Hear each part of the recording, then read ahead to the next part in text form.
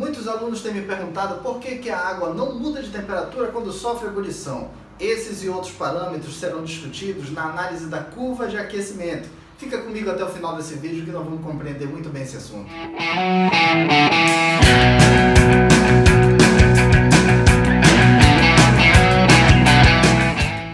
Fala pessoal, tudo bem? Estamos aqui para mais uma videoaula do canal Acadequímica. Sejam todos muito bem-vindos. Eu sou o professor Bechara e nesta aula vamos tratar sobre curvas de aquecimento.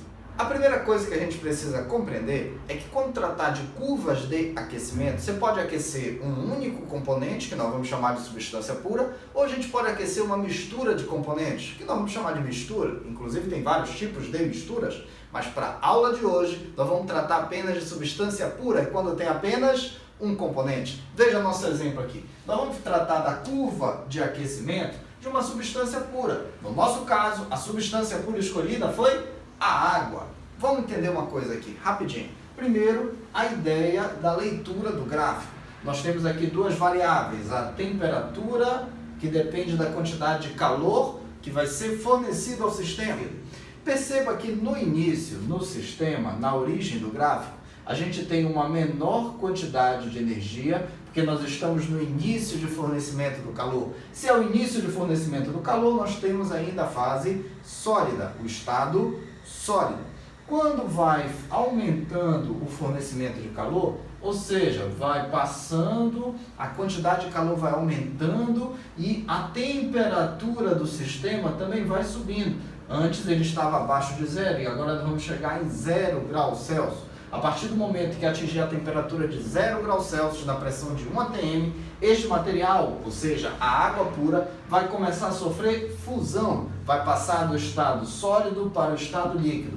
No meio do caminho, a temperatura vai ficar constante enquanto ocorre a fusão. Enquanto ocorre a fusão, a gente não tem nem só líquido, nem só sólido, tem sólido mais líquido.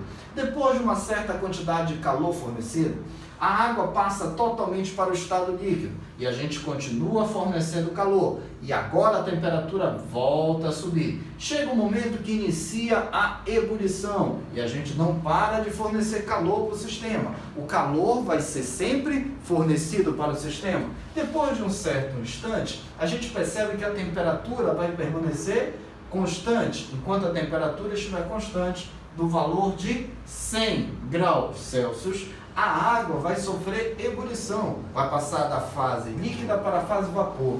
Nessa fase de transição de estado, a gente vai ter nem só líquido, nem só vapor, a mistura de líquido mais vapor durante a ebulição. Ao término da ebulição, a temperatura vai voltar a aumentar e a gente tem novamente apenas um estado, apenas uma fase, a fase vapor. Queria chamar a atenção para um detalhe, é que tem momentos que a gente tem indicação de um asterisco, outros momentos a gente tem uma hashtag. Vamos entender o que é que significa este asterisco e esta hashtag.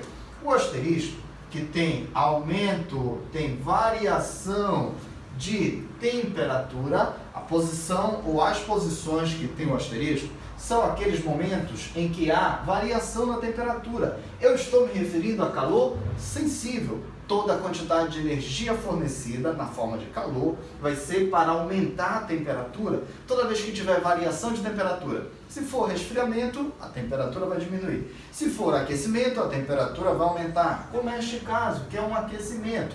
Então, toda vez que tiver fornecimento de calor e essa energia térmica for utilizada para aumento de temperatura, nós temos o calor sensível, calculado pela relação de massa vezes calor específico, vezes a variação da temperatura. Pense assim, calor sensível, aquele que sente-se a variação da temperatura. Mas quando a gente tem mudanças de fase ou mudanças de estado físico, ninguém parou de fornecer calor. O calor continua sendo fornecido. Porém, agora, toda a energia térmica que entra no sistema é utilizada para romper as ligações intermoleculares.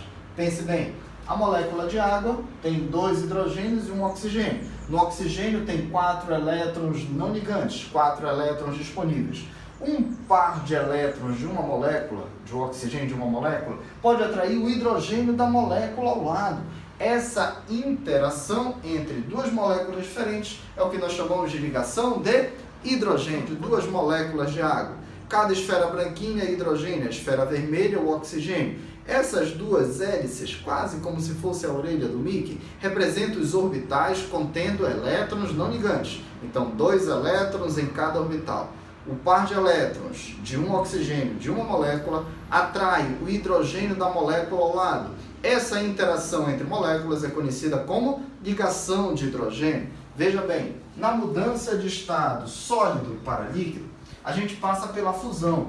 Toda a energia recebida durante a fusão não serve para aumentar a energia cinética das moléculas, vai servir para romper a ligação intermolecular. Então, esse calor que serve para romper as ligações intermoleculares e promover a mudança de estado físico é o que nós chamamos de calor latente, Q igual a massa vezes a constante do calor latente, que pode ser L referindo-se à fusão, ou pode ser o L referindo-se à ebulição. Então, a gente tem o calor latente de fusão e o calor latente de ebulição. De novo, forneceu calor e aumentou a temperatura, aumentou a energia cinética do sistema. Essas moléculas aqui vão vibrar mais. Se as moléculas vibram mais, nós temos um aumento de temperatura e calor sensível.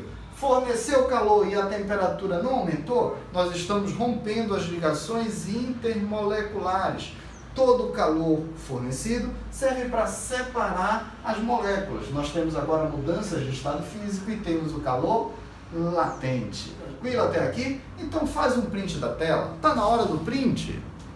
Neste momento, eu gostaria de fazer uma diferenciação entre dois parâmetros físicos que nós não podemos confundir: calor e temperatura. Calor é fluxo de energia térmica saindo espontaneamente do corpo de maior temperatura para o corpo de menor temperatura. Essa fluidez espontânea de energia térmica do corpo mais quente para o corpo mais frio, chamamos isso de calor. E temperatura? Temperatura é a média da energia cinética das partículas que formam o material. Professor, que partículas são essas? Podem ser átomos, podem ser íons, podem ser moléculas, enfim, as partículas que formam o material. Quando nós temos um corpo quente, nós temos uma alta temperatura e as partículas vibram muito.